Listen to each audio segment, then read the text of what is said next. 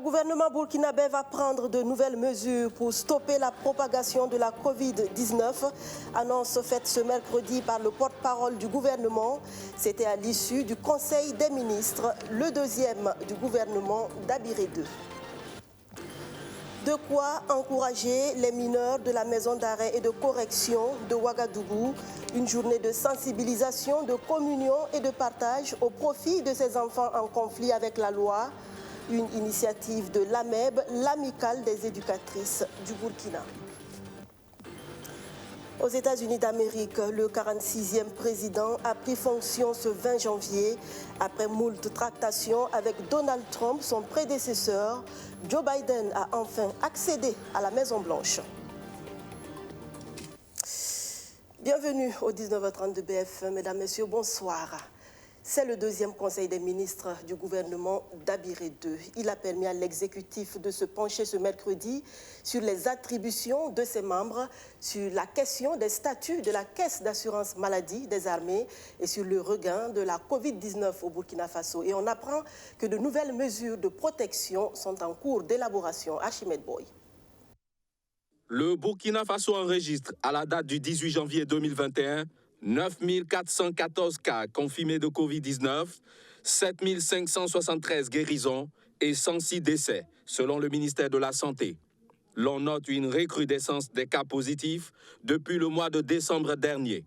Sur ce point, le gouvernement annonce des mesures pour stopper la propagation de la pandémie. Annonce faite au cours du premier conseil des ministres de l'équipe d'Abiré II.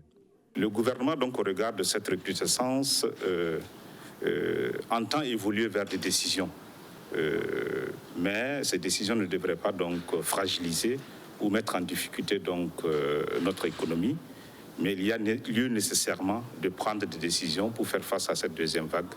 Et je pense que très prochainement, à l'occasion certainement des réunions du Comité national sur la pandémie Covid, nous aurons nécessairement des mesures ou des décisions à prendre dans ce sens. Le second dossier abordé au cours de cette rencontre, c'est l'adoption des statuts de la Caisse d'assurance des armées en vue de la prise en charge du personnel des forces armées et leurs familles. Il y a lieu de rappeler que cette caisse a été créée en avril 2020 par un décret. Et cette caisse a pour vocation de prendre en charge les dépenses de santé des personnels des forces armées ainsi que de leurs familles. Donc il n'a pas lieu d'épiloguer sur l'importance de cette caisse. Et par ce décret d'approbation des statuts de cette caisse, nous visons l'opérationnalisation de la prise en charge des dépenses de nos militaires ainsi que les membres de leur famille. Toute chose que vous pourrez noter va beaucoup contribuer, en tout cas à la santé physique et mentale du personnel des forces de défense et de la sécurité. Ce conseil s'est également penché sur les attributions des membres du gouvernement en vue d'éviter les conflits de compétences, indique Ouseni Tamboura. Ce conseil des ministres était bel et bien le deuxième du gouvernement d'Abiré II. Le premier a eu lieu le 11 janvier dernier lors de la prise de contact des ministres avec le président du Faso. Le ministre en charge des Transports, une fois de plus interpellé par les chauffeurs routiers du Burkina, l'application de l'arrêté portant modalité de gestion et de contrôle du fret en provenance et à destination du Burkina Faso pose problème. Les plaignants étaient face à la presse ce matin. Abdou Aziz Sari. Le gouvernement a signé en octobre dernier un arrêté interministériel portant gestion du fret en provenance et destination du Burkina Faso. Objectif, mieux organiser le secteur des transports. Mais dans sa mise en œuvre, cet arrêté rencontre des difficultés à en croire l'Union des conducteurs routiers du Burkina. Elle pointe un doigt accusateur sur les coxers qui saboteraient selon elle le travail du Conseil burkinabé des chargeurs CBC en charge de la mise en place du bon de chargement. Donc, ce sont les conducteurs sur place sur le terrain.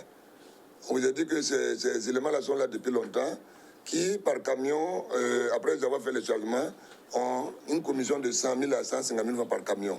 Donc, du coup, le bon de chargement vient quand même les écarter dans le système de la gestion du fret. Donc, ce sont ces mêmes éléments. Si vous avez vu la fois dernière qu'ils ont fermé les locaux du CBC, c'est des chauffeurs togolais, y compris des transporteurs, qui viennent s'opposer contre la mise en place du bon de chargement.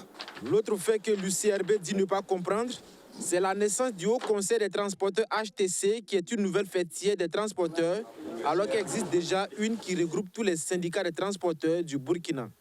Vous avez dit que avec la multiplicité des syndicats, vous allez aller à Bobo pour mettre en place une fêtière. Après avoir mis la fêtière, nous, conducteurs routiers et tous les pignons, tout le monde se dit non, voilà, le travail est fini, on va commencer. Et du coup, 2-3 mois après, on voit encore un nouveau syndicat qui est né, qui dit au conseil. Et qui a son récépissé comme la fêtière. Et si l'État les accepte, l'État les aide, on les récépissé. Et que nous UCRB, nous rassemblons l'ensemble de tous les conducteurs, de tous ces derniers, de tous ces transporteurs. Confuse, l'UCRB demande donc au gouvernement de lui dire avec laquelle des deux fêtières doit-elle travailler. Dans le système de la gestion, il est demandé qu'un seul représentant des transporteurs, un représentant des chauffeurs et un représentant du CBC pour faire le travail. Donc on ne voit pas où, si aujourd'hui on a des problèmes, je pense que moi je dirais encore que le ministre du Transport est mieux placé pour répondre parce que aucun syndicat n'est pas allé au port sans vraiment l'autorisation du ministère des Transports. L'Union des conducteurs routiers du Burkina invite le gouvernement à prendre ses responsabilités afin d'assainir le secteur. Un réseau de 4 présumés délinquants interpellés par la brigade de gendarmerie de Nongomasoma Ouagadougou, spécialisée dans les attaques à main armée avec pour zone d'opération Ouagadougou et 4 autres villes du Burkina. Le cumul du butin est évalué à 14 millions de francs CFA.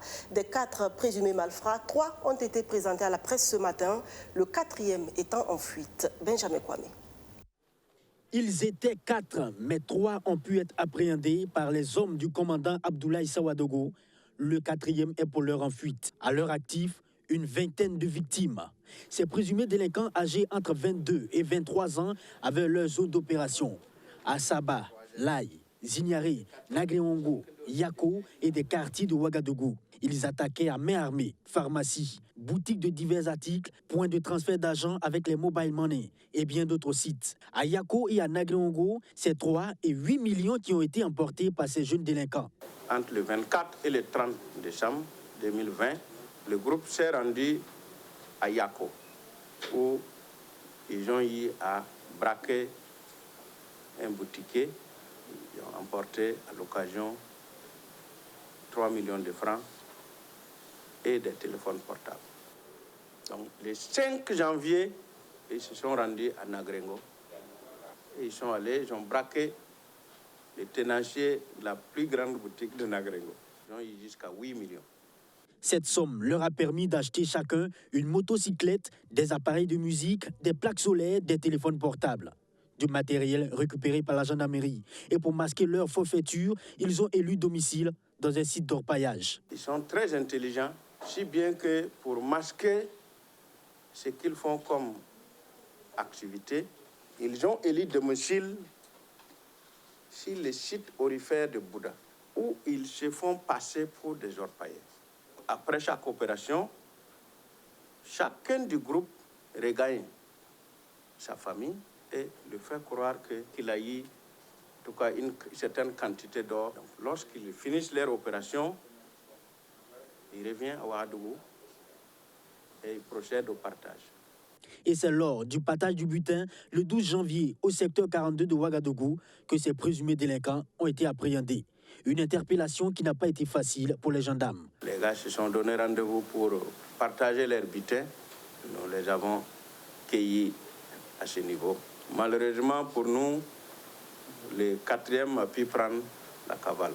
Non sans difficulté parce que c'était une lutte âpre pour pouvoir les maîtriser. Et ils veulent se défaire des gendarmes. Les gendarmes veulent les maîtriser. Il y a un qui a même mordu un de mes éléments. En attendant pour ce réseau d'être présenté devant les juridictions compétentes, l'adjudant-chef-major Sawadogo invite la population à la collaboration. Éviter les attroupements lors des interpellations pour faciliter leur travail. Du reste, les numéros verts sont toujours disponibles. Le 10-10, le 16 pour la gendarmerie et le 17 pour la police. Des adolescents en conflit avec la loi qui peuvent toujours se racheter et changer de vie. C'est la conviction de l'AMEB, l'amicale des éducatrices du Burkina, qui mène des actions en faveur de la réinsertion socio-professionnelle des détenus mineurs. Dimanche dernier, elle est allée échanger avec ceux de la maison d'arrêt et de correction de Ouagadougou. Majid Bakron. L'amicale des éducatrices du Burkina à la maison d'arrêt et de correction de Ouagadougou. Cette association qui regroupe des enseignants du préscolaire et d'université est venue rendre visite aux enfants détenus dans cette maison de haute sécurité. Occasion d'échanger avec ces mineurs en conflit avec la loi sur certaines valeurs morales et civiques. Il s'agit également pour l'AMEB de prendre connaissance de leurs besoins en termes d'éducation en vue d'un accompagnement et une insertion sociale. Vous êtes tellement important, vous êtes tellement précieux. Pour vos parents d'abord, ils tiennent tellement à vous.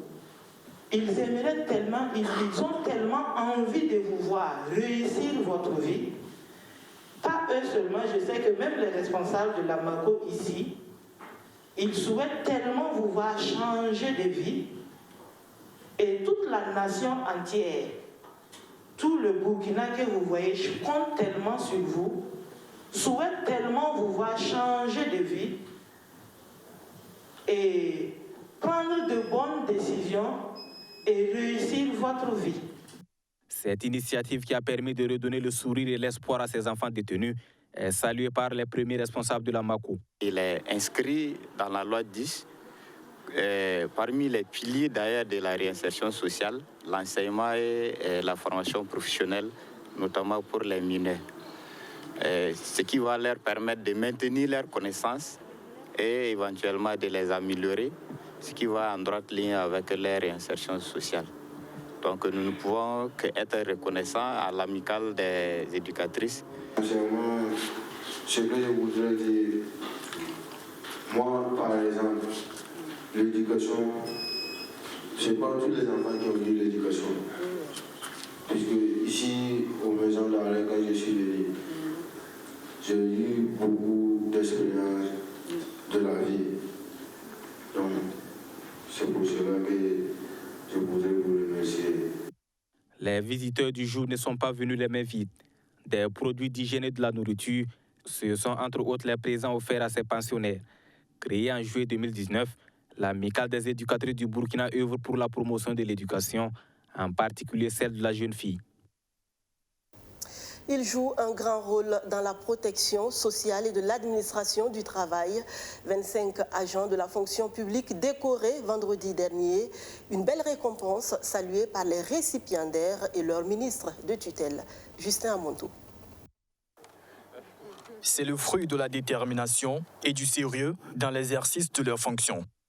Première du genre, cette cérémonie de décoration de l'administration du travail et de la protection sociale est pour le ministre en charge de la fonction publique une belle reconnaissance. C'est une belle reconnaissance du travail abattu par les agents de mon département et par-delà tous les agents de la fonction publique. Ceux qui ont été retenus pour cette session sont ceux qui sont les méritants et qui remplissent les conditions.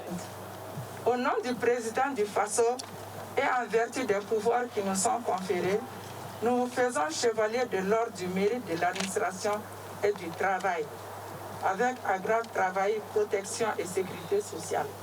Pour ces 25 agents méritants, un travail bien fait et reconnu par le ministère est une fierté et une joie d'œuvrer pour le développement du pays. Que la fonction publique reconnaisse le travail que je fais pour ce pays, c'est vraiment un plaisir et une joie. Aujourd'hui, je suis heureux de recevoir cette distinction avec beaucoup d'humilité et surtout un sentiment du travail bien fait. Nouvel an, début du deuxième quinquennat, pour le président du FASO, ces agents réaffirment leur engagement en faveur de la bonne gouvernance et du développement du Burkina Faso. Les décorations, pas toujours bien perçues par l'opinion publique, des voix s'élèvent de plus en plus pour dénoncer des distinctions de complaisance. Trop de personnes décorées, cela semble-t-il enlève de la valeur à la médaille. Certains vont jusqu'à balayer du revers de la main des propositions de décoration. C'est un secret de Polichinelle. La décoration au Burkina Faso a perdu de sa superbe.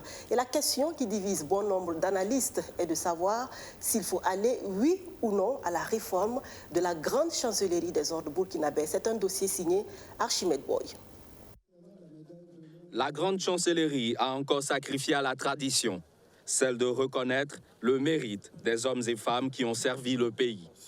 Cette année 2020, elle a procédé à la décoration de plusieurs citoyens. Ces médailles récompensent le mérite personnel et les services civils ou militaires rendus à la nation.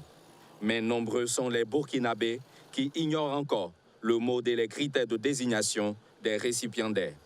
Il y a effectivement des gens qu'on voit décorer, en tout cas, qu'on ne voit pas bien le mérite par rapport à d'autres qui ne sont pas décorés. Donc on ne sait pas c'est quels critères. Ce qui explique que certains y voient de simples récompenses accordées à des amis ou des activistes politiques. Je peux dire que c'est politique, quoi. Bon, c'est entre eux qui se décorent là-bas. Bon, sinon, il y a des gens qui méritent d'être décorés, mais bon, on ne les voit jamais. La grande chancellerie des ordres burkinabés est une institution autonome rattachée à la présidence du Faso. Elle a pour mission principale de décerner des distinctions aux personnes physiques ou morales qui, dans l'exercice de leurs fonctions, se sont bien illustrées par leur dévouement. Mais elle peut aussi suspendre ou exclure une personne ayant été décorée pour une faute grave commise. Le cas récent de Pierre Meyer, enseignant de droit à l'université Thomas Sankara, en est une illustration. Dans un post sur sa page Facebook, il déclarait avoir mis ses décorations à la poubelle parce que le pays avait milité pour la non-reconnaissance des droits des minorités sexuelles. Aujourd'hui, sur la toile, le sujet des attributions des décorations de la grande chancellerie fait polémique et suscite de nombreuses interrogations. Les personnes recevant ces distinctions remplissent-elles réellement les conditions requises par les textes? Ces récompenses ne revêtent-elles pas un caractère éminemment politique? Bernard est journaliste. Il s'intéresse au sujet depuis quelques années. Tout en s'abstenant de citer nommément certains récipiendaires au cœur de la polémique, il livre son opinion. Il y a des têtes quand même, quand on voit, ils n'ont pas forcément le nombre d'années requis, même sur le plan de leur action, il y a matière à redire, et ça c'est légitime en tout cas. Et la grande chancellerie veillerait mieux à vraiment prendre ça en compte pour que dorénavant ça ne soit pas vraiment fait par copinage ou bien par des récompenses politiques. Il faut que ça soit vraiment mérité.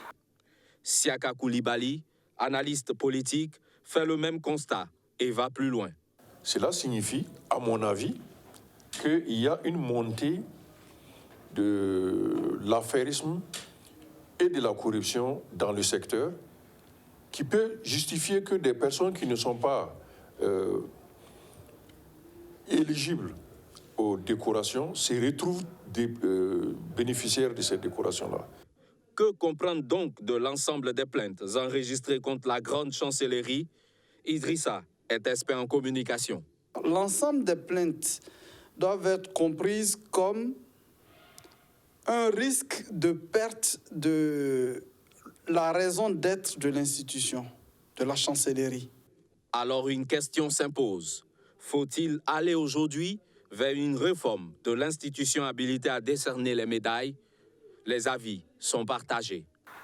Les spécialistes en la matière, en tout cas, gagneraient à même repenser cette institution de sorte à ce qu'elle épouse, en tout cas, la vie des populations pour qui, en tout cas, cette institution-là même sert. Je me suis rendu compte qu'en réalité, on n'a pas besoin de toucher le texte qui organise, ni l'institution. Il faut tout simplement un peu plus de rigueur dans l'administration des règles. Et l'élément qui est important aujourd'hui d'apporter, c'est la transparence. Nous avons adressé un courrier à la grande chancellerie pour avoir son avis sur la question. Depuis plus d'un mois, toutes nos tentatives pour l'entendre restent sans suite. Je dirais même que c'est le nœud même du problème, c'est le mal même qu'on a. C'est pas la grande chancellerie même seule. Il y a des institutions au Burkina qui vraiment se muent dans un certain mutisme qui ne se justifie pas. Il serait intéressant que, par exemple, pour la grande chancellerie, ça doit être moins compliqué que d'autres ministères ou d'autres institutions, qu'ils prennent le taureau par les cornes le plus tôt possible pour que les Burkinabés se familiarisent avec leur institution, une institution qui les permet de grandir dans leur qualité de Burkinabés. Tous sont unanimes, la grande chancellerie gagnerait à crédibiliser son mode de désignation des personnes à décorer. Mais quelle est réellement sa marge de manœuvre dans ce processus? Aux États-Unis, Joe Biden a été investi ce 20 janvier en l'absence de Donald Trump qui a quitté plus tôt que prévu Washington. Donald Trump qui revendique toujours la victoire. En guise de civilité, il a laissé à son successeur une note dans laquelle il dit ceci: Joe, tu sais que j'ai gagné. Mais Biden a préféré faire dans le rassemblement. Dans son discours d'investiture, le 46e président des États-Unis a appelé au respect mutuel et au bon voisinage. Il promet d'être le président de tous les Américains sans distinction. Kwame Hervé-Dapa. La main gauche posée sur une Bible, la droite levée, le nouveau président américain répète. Je jure solennellement que j'exécuterai loyalement la charge de président des États-Unis et que du mieux de mes capacités, je préserverai, protégerai et défendrai la Constitution des États-Unis et que Dieu me vienne en aide. Félicitations, Monsieur le Président. Joe Biden devient ainsi le 46e président des États-Unis d'Amérique. Les applaudissements, l'émotion, les félicitations et puis les chants aussi. Then saved a wretch like me.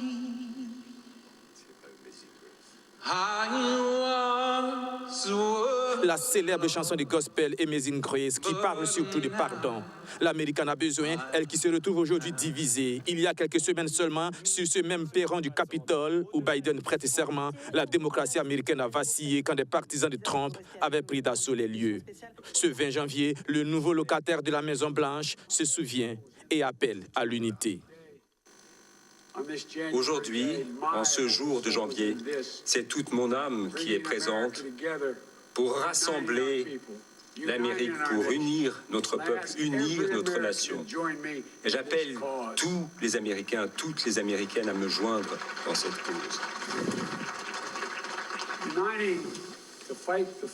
Il faut s'unir pour faire face à nos ennemis, mais également pour répondre à la haine, à la colère, à l'extrémisme, à la violence, même à la maladie, au chômage, au désespoir. C'est avec l'union, avec l'unité que nous pourrons... Les défis du nouveau président sont immenses. Réconcilier un pays fracturé, lutter contre la Covid-19 qui a fait déjà un peu plus de 400 000 morts, relancer une économie en souffrance.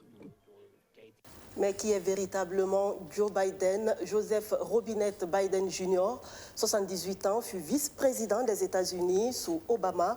En 2016, Hillary Clinton lui a été préférée pour affronter Donald Trump à la présidentielle. Mais Joe Biden a aussi une vie politique et sociale assez tumultueuse. Il aura fallu 4 jours d'attente pour que Joe Biden puisse faire cette déclaration. The people of this nation have spoken. Le peuple s'est exprimé. Il nous a livré une victoire claire et convaincante.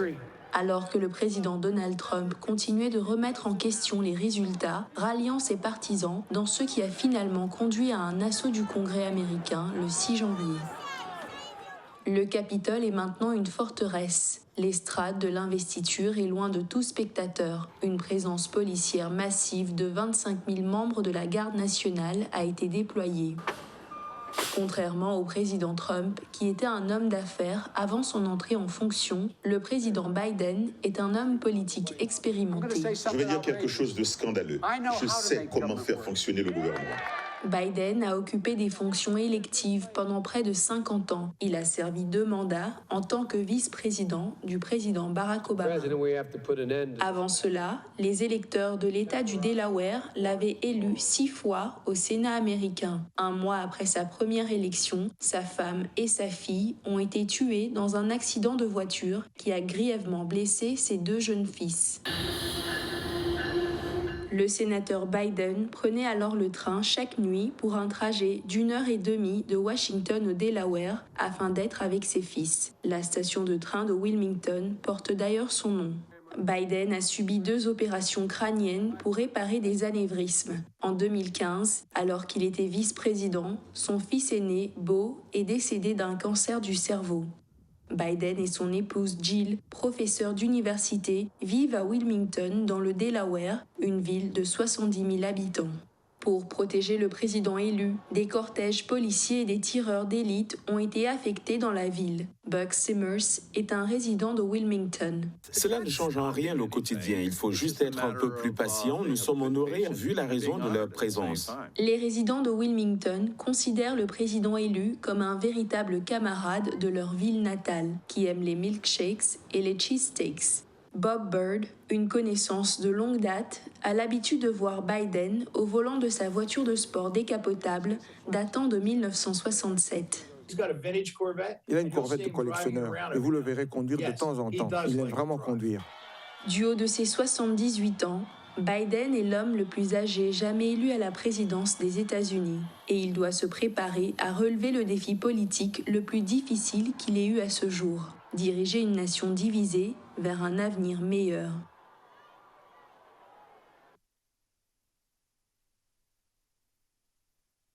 Les habitudes pavent la route vers le succès. Les bonnes manières, les principes de la morale et de la civilité, l'application de bonnes décisions et résolutions, autant d'attitudes qui forgent la réussite. Aristote l'a dit, nous sommes les comportements que nous répétons constamment. Et il suffit de regarder autour de soi pour se rendre compte que ce sont les bonnes habitudes qui font toute la différence dans une vie. Sur ce, je vous dis merci de votre aimable attention. À demain.